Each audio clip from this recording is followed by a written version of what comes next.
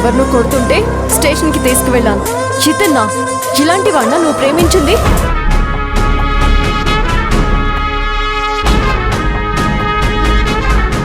నువ్వు మినిస్టర్ మేనల్లుడివా?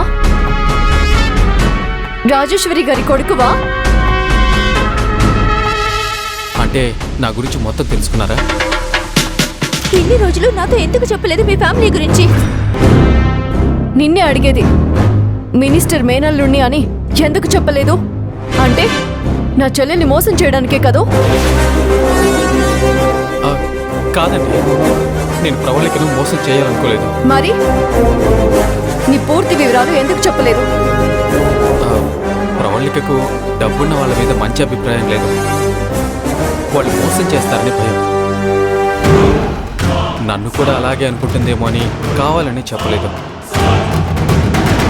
మీరు ప్రేమించుకున్నది నిజమే అయితే అర్థమయ్యేలా చెప్పాలే కానీ అసలే చెప్పకపోతే ఎలా? నేను నిజం చెప్తున్నాను. మీ చెల్లిని పెళ్లి చేసుకుంటాను. సత్య, హోమ్ మినిస్టర్ గారి కూతురికి విజయ్ బాగా నచ్చాడంట.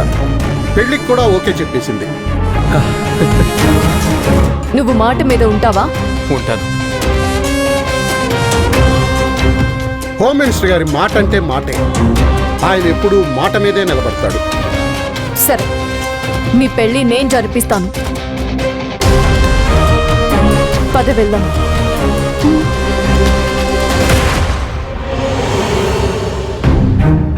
అక్క ఆగక్క. ఆ విజయ్ మాటలైతే మంచిగానే ఉన్నాయి.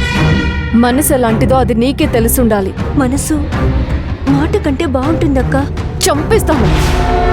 వాడి ఫ్యామిలీ బ్యాక్గ్రౌండ్ తెలుసుకోకుండానే వాడిని లవ్ చేసేసావు. తీరా వాడు నా ఎనిమే కొడుకని తెలిసింది. ఇప్పుడు ఎలా అప్రోచ్ కావాలి?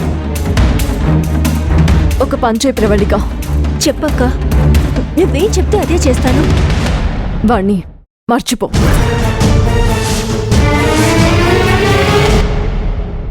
అక్క, ఏ ప్రాణం తీసుకోమను, ఈజీగా తీసుకుంటాను. విజయ్ని మర్చిపోవడం ప్రాణం తీసుకున్నంత ఈజీ కాదక్క. అయితే మనం ఇప్పుడే విజయ్ వాళ్ళ అమ్మని కలవాలి. ఇప్పుడా? దేనికక్క? కట్నం ఎంత ఇమ్మంటుందో, గోల్డ్ ఎంత పెట్టమంటుందో కనుక్కొని వద్దాం పద. అది కాదక్క, ఇప్పుడు నువ్వు కోపంగా ఉన్నావు. ఈ టైంలో ఆవిడ్ని కలవడం మంచిదేనంటావా? ఏది మంచో ఏది చెడో నాకు తెలియదంటావా? స్టార్టింగ్లోనే గొడవ పడితే ఎండింగ్లో శుభం పడదక్క. ఈ పెళ్లి చేసుకుంటే నువ్వు బాగుపడవు, బాధలు పడతావు.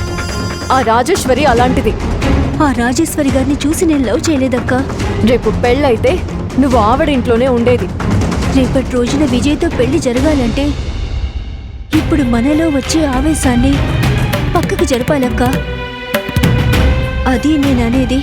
మాటలు చెప్పినంత తేలిక కాదు పెళ్లి జరగడం అంటే. నేనంటే అసలు పడని వాళ్ళ ఇంట్లో అబ్బాయిని ప్రేమించావు. నేను ప్రేమించానంతే. అతను నీ శత్రువు కొడుకో మిత్రుడు మేనల్లుడు అని నాకు తెలియదు కదక్కా. నీ మాటల్లో ఇంత మెచ్యూరిటీ వచ్చిందని నేను ఊహించలేదు.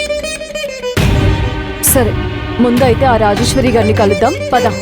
తప్పదంటావా?